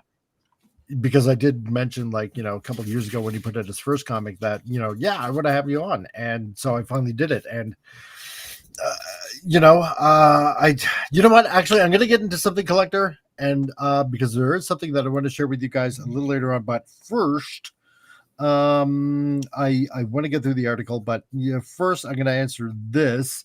What would be your own character you would like to see the most turning into an action figure? Just asking for Santa. Dude, okay. Here's what I would like, okay? Because I want to finish my Protectobots, because like Diesel, I'm a Transformers fan, okay? And I still have to get X-Transbots Blades, or their version of Blades, which is a helicopter. So I still have to get that. And then I have to get the 2 arms for their version of the Constructicons, so which would be Bone Crusher and Scavenger. Are you getting are you getting the Toon or the toy versions for the Constructicons? I'm getting the Toon versions. Oh, cool. Yeah, I'm a Toon guy. Yeah. I was, but like, I just picked up. I got Run Amok and Runabout, and I am totally sold on X Transbots for their man. I got the toy versions of those, man. Love them. Nice. Okay. So, anyway, if Marvel wanted a reaction, they got one. Whether the upcoming trailer changes the narrative is now part of the anticipation. So, Avengers Doomsday trailer is set to be attached to the December release, so this month, of Avatar: Fire and Ash. So, the next third Avatar movie that should be out actually really soon. So I wonder which Avatar movie they'll have it where the chosen one will come to master all 4 elements. I wonder what nature space goo they're going to try to harvest this time from whatever animal. Man, I went to go see the first movie, and I was I was sitting there, and in about 45 minutes in, I was like, this is pretty. Why I'm bored. Why are the dang Marines the bad guys? Yeah. What the hell is this? Yeah, right. I'm an Aliens fan. I thought this was going to be something cool like that. Exactly right. Woodward says it's basically cowboys and Indians, but in space. It is. It's Fern Gully. Yeah, right. and Pocahontas. A mixture of Fern Gully and Pocahontas. It is. Oh my God, it is. It so is. Woodward says, always tune here, not against some of the other stuff, but always tune. Yeah, because I know I just enjoyed the cartoons when I was a kid. That's what I like. So I agree, but for Run Amok and Runabout, they weren't really in the cartoon, and I had that Marvel comic was one of my favorite, man. And they look. Oh yeah, issue 23. X Transbots made them look like that comic. They gave them the comic color, man, for like the. I pushed Keith so hard to do Runabout and Run Amok. I said, look, no other third-party company has done it. You do this and you're guaranteed money. They look, like, the faces looks, that's because I had the original Run Amok toy, and the face in the comic looked so good, and he perfectly captured it, made it even better than the comic with their faces and the paint on them. Man, it looks so good. I'm sold on those things, man, because they don't have like as much die cast as fans toys, but the thing is solid and man, and it has the profile on it. There's no backpack whatsoever. Those things look like they're everything folds into each other. They're so well engineered. There we go. Yeah, those figures are really good. Yep. They are. Wait till you see what I have planned next. I can give you a little hint pretty soon here. And he also says, X Transbots Cosmos is also fantastic. Yeah, I love that. That's a really solid figure, man. Collector says, can I reach out to you via email?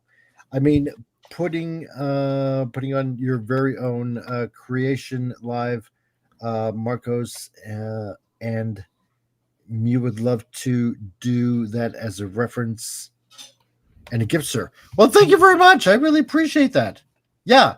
You know what? If my email isn't in the, you know what? It should actually be in the description.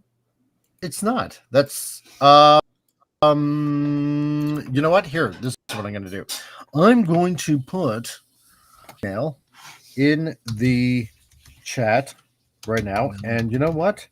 You can get a hold of me there on through email. So you know what? There you go. I'm going to pin it, and there you go. So if you want to get a hold of me, dude, there you go. It's pinned up on top, right there. So for the whole world to see, even if you're on Rumble or on X. So not that I'm trying to encourage sending me a gift. Actually, yes, your email is in if you go to your main YouTube channel, you go to more. That too, yes. And you can find out it in there after you do a nice little puzzle. Yeah. So if anybody wants to get a hold of me, because I know Vince isn't here, and that's okay because he's all the way in England and it's extremely late there. So Vince, I'm trying to do my own stuff here now. But if anybody wants to get a hold of me for like graphic design stuff or anything like that, there's my email address, so you can get a hold of me there. And so just get a hold of me, Collector, through email. It's all good. Now you're I get some inbox will be cash, full man. of nudes from various ladies across the world. Well, dare to dream.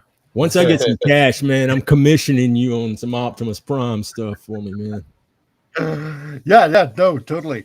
Let's see, one rave. Also, Griff, did you see that Digibash of Abaddon in Megatron colors in the 2005 thread, TFW 2005 thread? No, you know what? I didn't. I haven't yet. Oh, like Galvatron and Megatron colors? Yeah.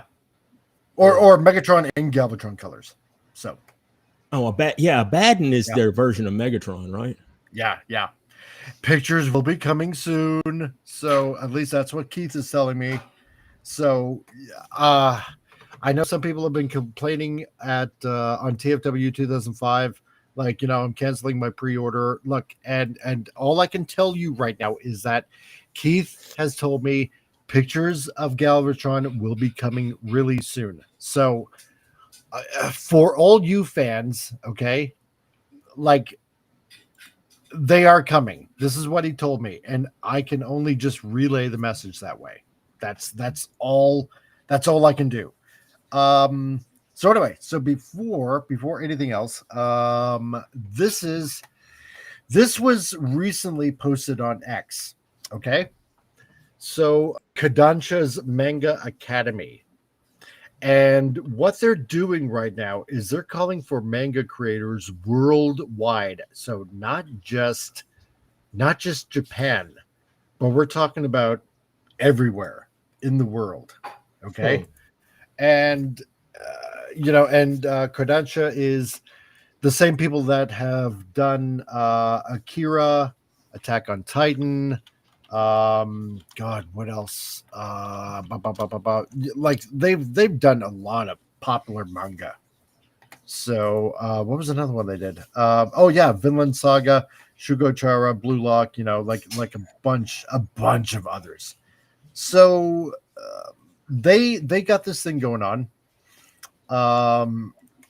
where they are now taking submissions. So they've done like Akira Ghost in the Shell, by Masamune Shirow, Vinland Saga, Shugochara, Attack on Titan, Blue Lock, like a bunch of really well-known manga that have been out, turned into movies, turned into, TV shows, anime for everybody worldwide to watch.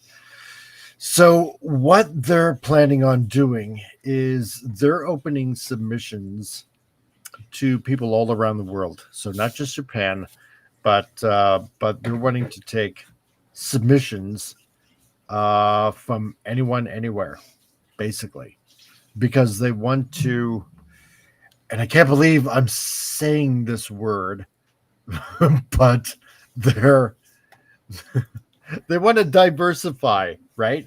They want other people from around the world to bring in a little bit of their culture into Japanese manga, right? So because it's I know, because it's primarily Japanese, and a lot of people understand, Japanese culture and the way they do things because manga is Japanese, right? But they just want to bring a little bit of that extra element from around the world, kind of thing, kind of flavor things up a bit, right? But not including like stuff like The Message, because they're very guarded against that kind of stuff. So they basically just want a artistic aesthetics. Well, they want to keep it. They want to keep the manga aesthetic, but they want to bring more voices around the world. I know, but what I'm just saying is they want more of a diversified aesthetic added to the manga. Yeah. So this is basically what what I'm gonna try for. So, and this starts early 2026. So, a new global stage for creators. So, and they're calling for the next generation of storytellers, and they're launching a worldwide manga award, and so what is Kodansha's Manga Academy? So like what they're saying right here, it's Kodansha's official online guide for overseas creator who want to learn how to become a manga creator in Japan. Now, more than likely you could end up moving there as well. And why do they create this site for overseas creators? So with more and more people interested in becoming manga creators, we built this site to share clear paths on how to become a manga creator in Japan, right? So it's very interesting. So this is another reason why I really want to practice up on my art. So because if you happen to submit, because I know a lot of publishers in Japan, they will have how do you put it? Like these contests to submit stories, and if your one shot happens to win and get published, first prize is 1,000,000 yen. So, which is not bad. So, but then again, if you think about it, 1,000,000 yen is about 10,000 US. So, and 1,000,000 yen is about $6,422. Man, oh really? Okay. There's so much yen. That's whenever I watch anime and there's like it costs $10 million. I'm like, man, they need to do something to the yen so that you don't have to go and pay 5,000 every time you want a soda. You got to go up there. 5,000. How are you supposed to have all that shit in your pocket, man? Yeah, you got to introduce the decimal point. Yeah, I know, right, man? You guys got to shift something over there, dude. Too many zeros. It makes other people okay, like, so even if it's around like over $6,000 US, okay, because I thought it was around 10,000. So my mistake. But I mean, even in Canadian, like 6,000 is pretty close to 10,000 Canadian. So still, that's not bad whatsoever. And the other thing is, you don't see royalties until you're actually published. And the thing is when you basically you don't get paid until the editor, gives the final okay of your pages going to print, basically, right? Mm-hmm. So, and it also depends on whether or not you're starting out as an assistant or actual manga artist, because the way they do things in Japan, see, like here in North America, you have your writer, your penciler, your inker, your colorist, right? Generally, right?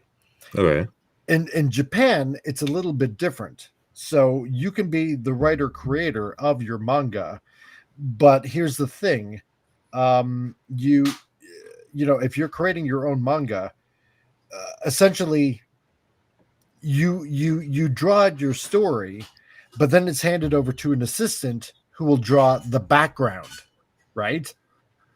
And then that assistant that draws the background, sometimes they'll hand it over to the inker. So then it goes to another person, right? So the process is a little different in Japan than it is in North America. It takes a little bit of getting used to. So, but still though, it's something that I definitely want to shoot for. This is why I want to get my artwork out. And I'm not saying, hey, I'm ready to move to Japan. You will become the greatest Japanese manga artist in the world in history. Yeah, you're gonna get worked to death, dude. Oh, I know, because the schedule is so rigid. I know, man. That's why those guys like some of them, like I know, work themselves to death. Taita Kubo, the guy who did Bleach, man, he worked himself like this crazy, man, and had to take breaks and stuff because he was like literally dying because they have to, they're so. But the one good, well, no, there's several good things. What I love about manga though is they have one voice. It's the artist, man, and his vision, man, so he can stay with it and put in whatever. Like a lot of times in comics over here, you got different writers coming in every so often. It's like hard to keep it consistent. Yes, because the thing is in Japan, depending on what kind of serial you're going for, because they do have their weekly, like say weekly Shonen Jump that's out every week. Yeah, right? And if you're doing a weekly, there's weekly, bi-weekly, or monthly. Okay, so if you're doing a weekly manga, you have to make 20 pages a week. That's that's working 7 days a week. If you do it bi-weekly, I forget how many pages that turns out to be. I think you have to kind of like maybe double that a little bit or something like that because it comes out bi-weekly. And I think if you're doing a monthly, I think it's about probably about 40 pages a month. I'm not exactly sure, but I know it's definitely 20 pages a week if you're doing a weekly. This is what happens when you don't have a union control at all. Exactly, right? So, that's why their stories can get so far ahead. And then, if an animation studio of some sort wants to pick it up, then, that's why a manga can be finished like maybe a year or two in advance, depending, and the anime is still coming out with like stories because I think anime has its own hurdles to jump through. Oh yeah, precisely. So, but no, that's the thing. If this is something I can shoot for, then good luck. Yeah. If anything, I'd be shooting for like a monthly because I don't want to burn out that quick. Oh my god. So, but you never know. We'll see what happens. That's the thing. So anyway, seeing how we're almost at the end of the show, and generally, like I used to do, is have a cartoon at the end of the show on Fridays. But seeing how we're not doing Fridays for the foreseeable future, we're just going to substitute it for a Tuesday. And I think what I'll do before we nick off for the evening is something funny, because why not? So, yeah, how about a little bit of Full Metal Alchemist? Let's do that. Okay. So there we go. Here we go. Let's have some fun with... Brother, are you really sure this is a good idea? Absolutely not! Muting a hole into another dimension. It's like, why would you even do that? Come on, what's the worst that could happen? Nazis. Magical Nazis. Now you're just being silly. Anyway, magical portal, go! Hang on, I've got this. Just wait. You're really out of practice, aren't you? Bugger off! I know how to do this! Bippity bang? Just clap your hands. Right. Did that do anything? It doesn't feel any different. Shit, that was it! Biggity bang! Ha ha! I was here the whole time! What? Exactly. How long have you... Since always. And never. So Lelouch! Edward! What brings you to our neck of the woods, mate? I'm here researching Gias. Oh yeah, so what did you learn? That I am amazingly bad at researching Gias. Somehow I've managed to find out less about my powers. Seriously, watch this! Oh shit! Funny that, I'm in the middle of researching magic. Alchemy! Fine, alchemy. Ugh. And what have you learned in your never-ending quest, friend? There aren't enough tetanus shots in the world to warrant swimming when you have a prosthetic arm. Yeah, swimming. I remember that. I hate to bother you all, but you wouldn't happen to know about the power of the kings, would you? Was that like a philosopher's stone or something? Sounds cryptic, so I'm going to say yes. In fact, I've just entirely convinced myself it is. Ah, mate, learn yourself some alchemy then. Comes in handy with that particular search. Handy? Yeah, some sweet-ass stuff. There's only one rule, really. Ah, yes, the law of equivalent exchange. No, never assume you know what you're doing, because you're doing it wrong. But it's literally the first thing in the State Alchemist's Handbook. And how much did you pay for that? Like $6.50. See, already you're doing it wrong. You're supposed to steal it. So, law of equivalent exchange, except for the guy that sells these books. What is he doing? Ow, my head! Wait, was I successful human transmutation? Well, that's official. I'm a god. Oh man, bring back bell-bottom jeans. No! No, no, no, no! It's bad enough I have you people adding to your respective universe death tolls. Now you think you can subtract from others? Ah, here we go. Buckle in for the lecture train with Mr. Holier Than Thou. You need to stop reviving the dead. You could potentially cause subspace to rip your universes apart. Hell, I bet you didn't even assume you were doing it wrong. Ha! I'll have you know, I was trying to tear a hole through the fabric of reality. Wait, I'm confused. Doesn't that mean he did it right? Classmate, would it be acceptable for me to go home now? It's not that easy. Once someone is returned to a different plane of existence, they can only be brought back to rest by those who visit said to contain true happiness. And while I don't exactly know where that is, I unfortunately do know where we can start looking. Come on, baby needs a new pair of shoes. Yes! Bloody hell, I swear anybody can do alchemy these days. Who are you calling out? No, that's me. Listen, we need to find true happiness and we're running out of time. I am fairly certain you are all violating several seafaring rules here. This is not welcome in a ship environment. Such a catchphrase, spouting mouth corpse. I understand. Do you really? Knowing me? Probably not. Turn 50 degrees, Portbird. That's not even a thing, Captain. Button down the life wenches. Okay, man, but I can't guarantee we're gonna have a boat left by the time we're done. Oh no, we're entering plot territory. Everyone brace yourselves. You mean things are going to start making sense? I wouldn't count on that. Hey, I trust myself today. What's up? I was told there would be booze. I am sorely disappointed in reality right now. Yeah, that was wishful thinking on my part. Wait a minute. I know exactly where I can find what we're looking for. Is it on the Grand Line? Ha ha! You're being too small-minded. Yeah, put that tiny mind of yours back in your handbag. Wait, the merry-go can't do this. What are I you? think we should abandon reason at this point, mate. Home at last. Boo, boo, boo, boo. So you finally found your way here. The lair of Monokuma. Not gonna lie, I was really just trying to capsize the boat. Monokuma.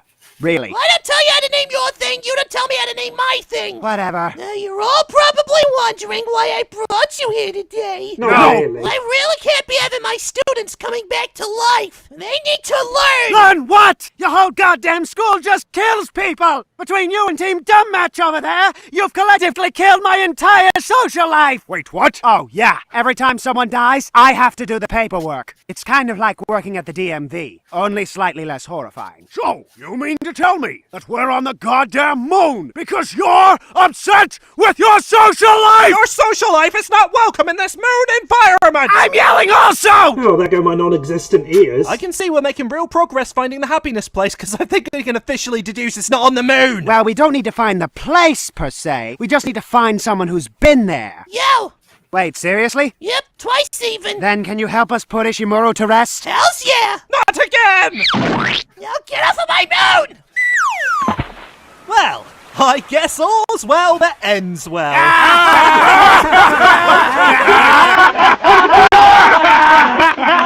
I forgot to ask him about the nun pit!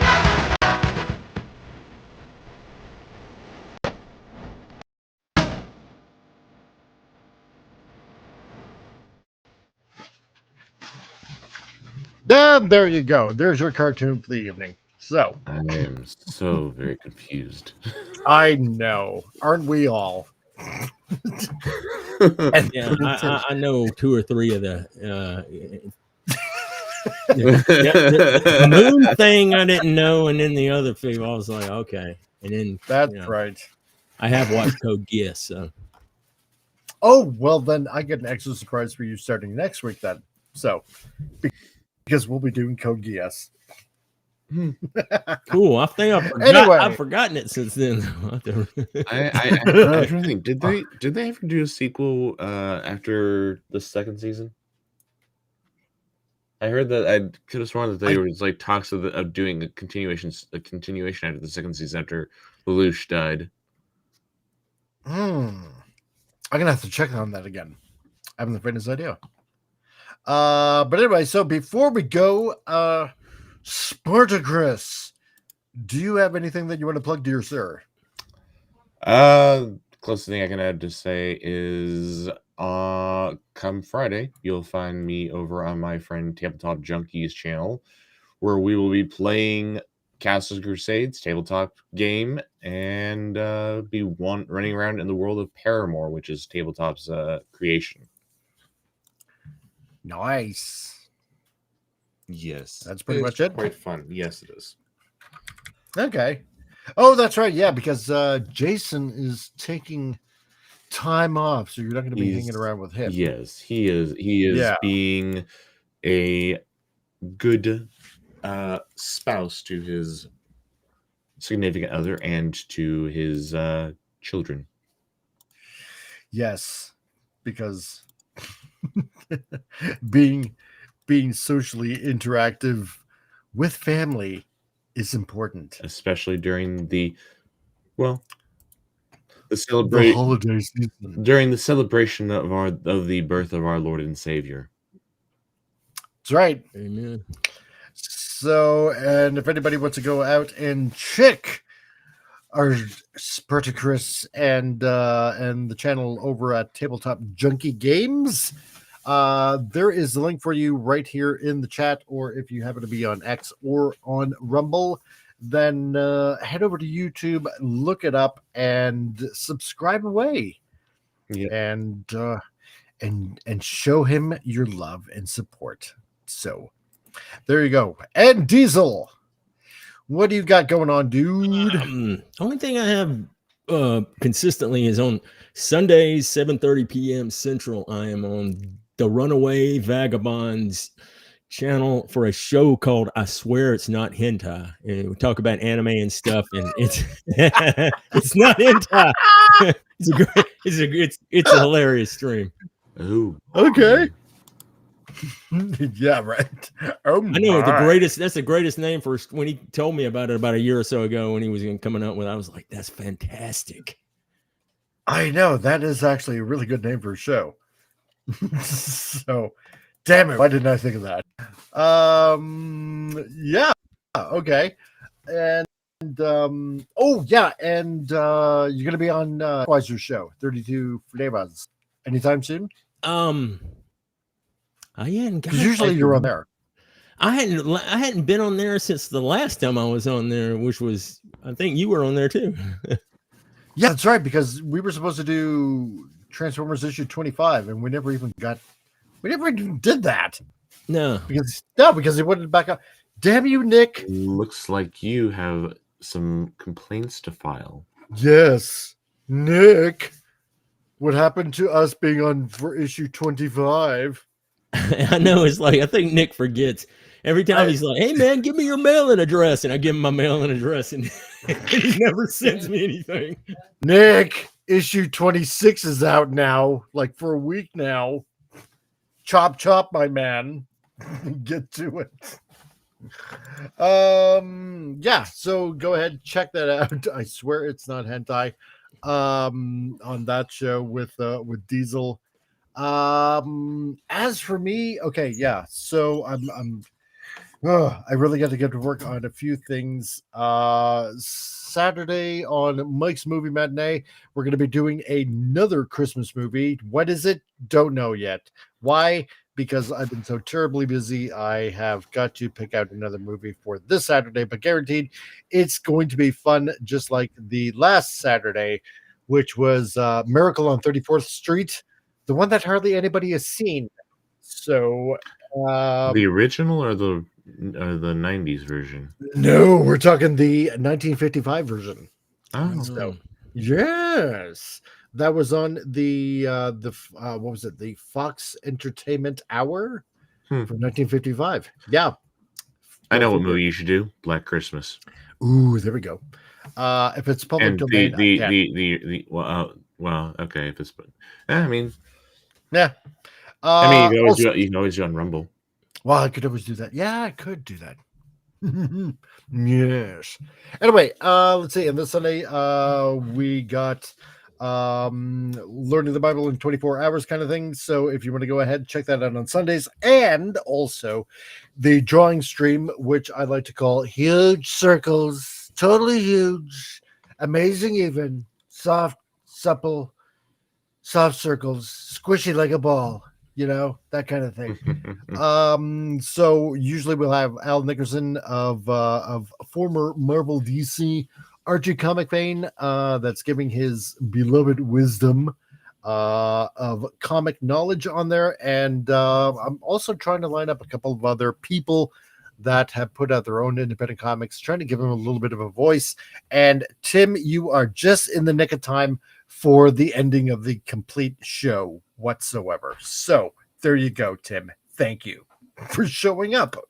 Also, to all you Transformers fans out there that happen to be watching this show, like Diesel here, Windrave, and a few others, Bill, the Scotsman. I know you're not here right now, but I'm calling you Mr. Peterson, John Peterson, friend on Facebook, and a bunch of others. Again, I have recently sent to Keith over at X Transbots a group of Autobots, 6 Autobots, from maybe season 3, maybe season 4 of the Japanese series Headmasters, to Keith. And again, well, one third-party company did a really crappy version of them. This is going to be a good version that's going to be planned out soon. So that's the only hint that you get from me. If you stay tuned, maybe I might reveal a little bit more, but that's pretty much it. So to everybody out there, thank you for joining in. Spread the show around, and we'll continue to have fun here. And bring back a few people. Let them join in the mirth and merriment that is this channel. So, to everybody out there, remember that be excellent to each other. And party on, dudes!